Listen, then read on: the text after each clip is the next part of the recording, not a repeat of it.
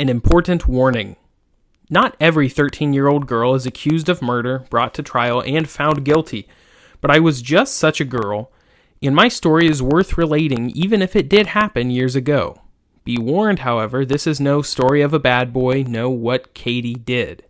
If strong ideas and action offend you, read no more. Find another companion to share your idle hours. For my part, I intend to tell the truth as I lived it. But before I begin relating what happened, you must know something about me as I was in the year 1832, when these events transpired. At the time, my name was Charlotte Doyle, and though I have kept the name, I am not, for reasons you will soon discover, the same Charlotte Doyle. How shall I describe the person I once was? At the age of 13, I was very much a girl, having not yet begun to take the shape, much less the heart, of a woman. Still, my family dressed me as a young woman, bonnet covering my beautiful hair, full skirt, high-buttoned shoes, and, you may be sure, white gloves. I certainly wanted to be a lady. It was not just my ambition, it was my destiny. I embraced it wholly, gladly, with not an untoward thought of anything else. In other words, I think that at the time of these events, I was not anything more or less than what I appeared to be, an acceptable, ordinary girl of parents in good standing. Though American-born, I spent the years between my 6th and 13th birthdays in England. My father, who engaged in the manufacture of cotton goods, functioned as an agent for an American business there. But in the early spring of 1832, he received an advancement and was summoned home. My father, an ardent believer in regularity and order, decided it would be better if I finished out my school term rather than break it off mid-year. My mother, whom I never knew to disagree with him, accepted my father's decision. I would follow my parents, as well as my younger brother and sister, to our true home, which was in Providence, Rhode Island. Lest you think that my parents' judgment was rash in allowing me to travel without them, I will show you how reasonable, even logical, their decision was. First, they felt that by my remaining a boarder at the Barrington School for Better Girls, Miss Weed, eminent and most proper headmistress, I would lose no time. Second, I would be crossing the Atlantic, a trip that could last anywhere from 1 to 2 months during the summer when no formal education took place. Third, I was going to make my voyage upon a ship owned and operated by my father's firm. Fourth, the captain of this ship had acquired a reputation, so my father informed me, for quick and profitable Atlantic crossings. Then there was this. 2 families known to my parents had also booked passage on the ship. The adults had promised to function as my guardians. Having been told only that these families included children, 3 lovely girls and a charming boy, I had looked forward to meeting them more than anything else. So when you consider that I had but dim memories of making the crossing to England when I was 6, you will understand that I saw the forthcoming voyage as all a lark. A large, beautiful boat, jolly sailors, no school to think about, companions of my own age. One more point. I was given a volume of blank pages, how typical of my father, and instructed to keep a daily journal of my voyage across the ocean so that the writing of it should prove of educational value to me. Indeed, my father warned me that not only would he read the journal and comment upon it, but he would pay particular attention to spelling, not my strongest suit. Keeping that journal, then, is what enables me to relate now in perfect detail everything that transpired during that fateful voyage across the Atlantic Ocean in the summer of 1832. Part 1. Chapter 1. Just before dusk in the late afternoon of June 16th, 1832, I found myself walking along the crowded docks of Liverpool, England, following a man by the name of Grummage. Though a business associate of my father, Mr. Grummage was, like my father, a gentleman. It was he my father delegated to make the final arrangements for my passage to America. He was also to meet me when I came down from school on the coach, then see me safely stowed aboard the ship that my father had previously selected.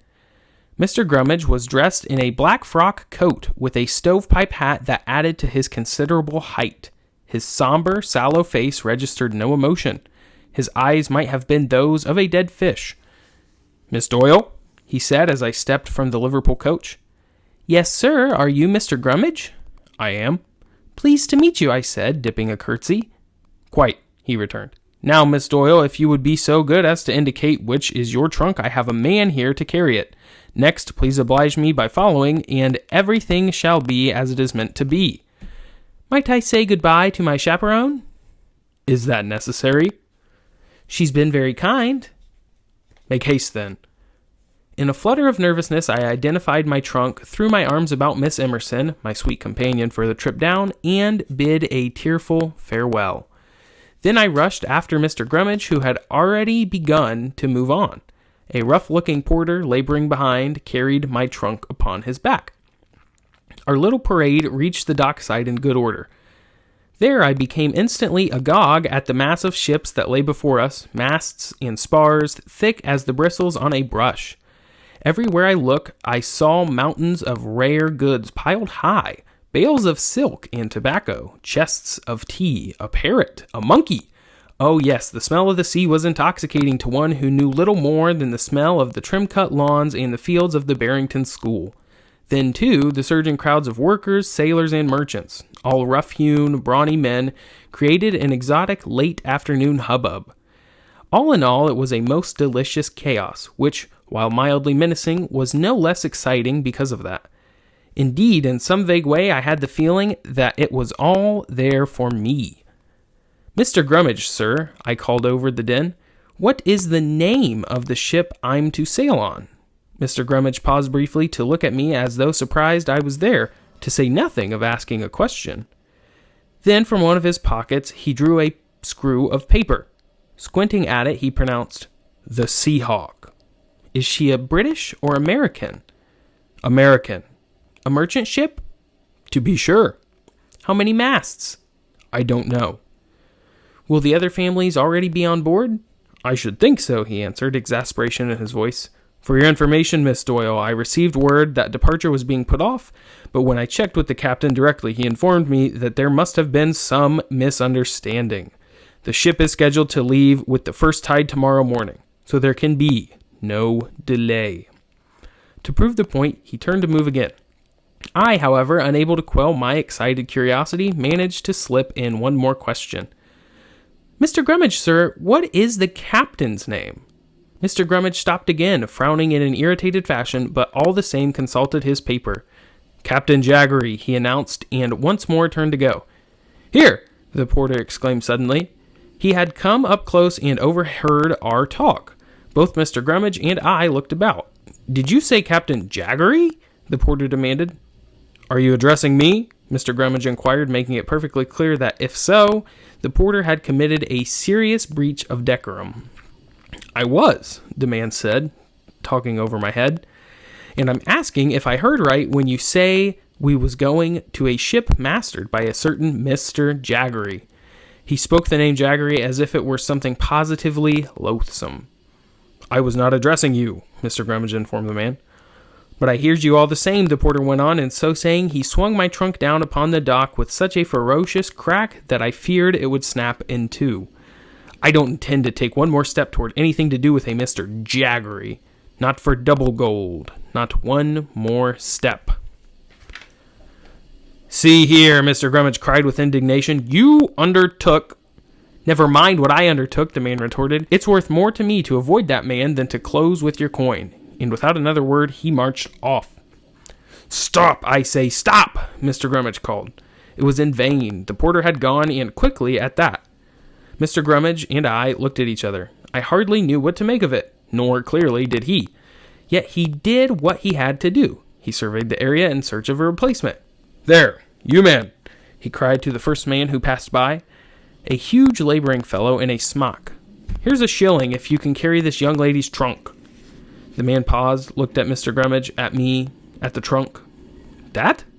He asked disdainfully. I'll be happy to add a second shilling, I volunteered, thinking it was a low offer. That was the problem. Miss Doyle, Mr. Grummage snapped, let me handle this. 2 shillings, the workman said quickly. 1, Mr. Grummage countered. 2, the workman repeated and held his hand out to Mr. Grummage, who gave him but 1 coin. Then the man turned and extended his hand to me. Hastily I began to extract a coin from my reticule. Miss Doyle, Mr. Grummage objected. I did promise. I whispered and dropped a coin into the man's upturned palm. "Right you are, miss," said the porter with the tip of his hat. "May the whole world follow your fashion." This commendation of my principles of moral goodness brought a blush of pleasure that I could hardly suppress. As for Mr. Grummage, he made a point of clearing his throat to indicate disapproval. "Now then," the porter asked, "where does this young lady require this?" "Never mind where," Mr. Grummage snapped. "Along the docks here. I'll tell you when we arrive." The money-pocketed, the man lumbered over to my trunk, swung it over his shoulder with astonishing ease, considering the trunk's weight and size, and said, "Lead on." Mr. Grummage, wasting no more time and perhaps fearful of the consequence of more talk, started off again. After guiding us through a maze of docks and quays, he came to a stop. With a half-turn, he announced, "There she sits," and gestured to a ship moored to the slip before us. I had hardly looked where he pointed when I heard a thump behind. Startled, I turned and saw the new man, the one we just engaged, had taken one look at the Seahawk, sat down my trunk in haste, and, like the first, run off without any word of explanation at all. Mr. Grummage barely glanced over his shoulder at the hastily departing worker. In his exasperation, he said, "Miss Doyle, you will wait for me here." And with rapid strides, he took himself up the gangplank and onto the Seahawk, where he disappeared from my view. I stood my place, more than ever wanting to get aboard and meet the delightful children who would be my compelling companions.